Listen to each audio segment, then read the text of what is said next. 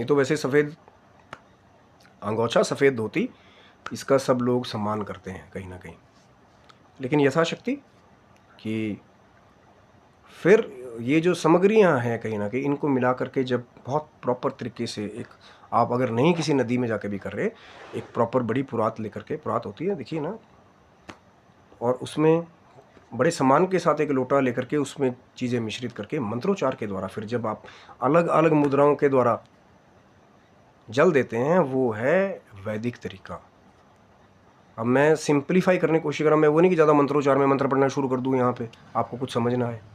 क्रिया के महत्व को समझिए कि जो सबसे पहले उसमें लिखा गया है कि तर्पण कर्म जब किया जाए। अब कई लोग क्या करते हैं, वीडियोस भी बना लेते हैं, खाली वो जो जितना अपने परिवारजनों को दिया उतनी वीडियो बना ली, उसको पूरा सर्कुलेट नहीं किया और लोगों की उतनी सोच रह जाती है। आप सुन लीजिए, बड़ी सुनने लायक बात है कि तर्पण कर्म जब हम करते हैं तो पहला जो हम जल देते कहीं ना कहीं वो देवताओं को देंगे, देव तीर्थ के द्वारा।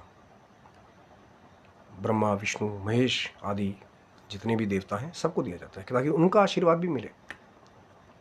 क्योंकि 16 दिन के लिए में से भी एक दिन आप कर रहे हैं।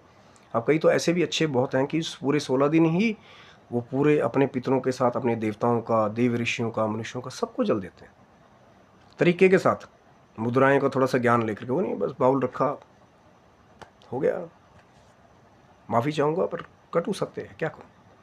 उसके बाद जब देवताओं को दे दिया, फिर जो दिव्य ऋषि हैं हमारे कहीं ना कहीं उनको भी जल दिया जाता है, ताकि देव ऋण, पितर ऋण और ऋषि ऋण, तीनों ऋषि जब उनका आशीर्वाद मिल जाए तो उस ऋण से हमारा उद्धार हो जाए। अब आपने तो जी एक जीव के निमित्त जाके गया जी में छुट्टी ले ली, हम तो जी आज के बाद घर में तर्पण ही नहीं करेंगे, कैसे मिलेगा आशीर्वाद ऋषियों का? वो जो ऋषि ऋण है उससे कैसे उत्तीर्ण होगा आपका? मरीचि, पुलत्स्य, भारद्वाज, अंगीरा जैसे जो ऋषि हैं उनको दिए बिना आपका उद्धार होगा? वो भी तर्पण कर्म में उसका सम्मिलित होता है।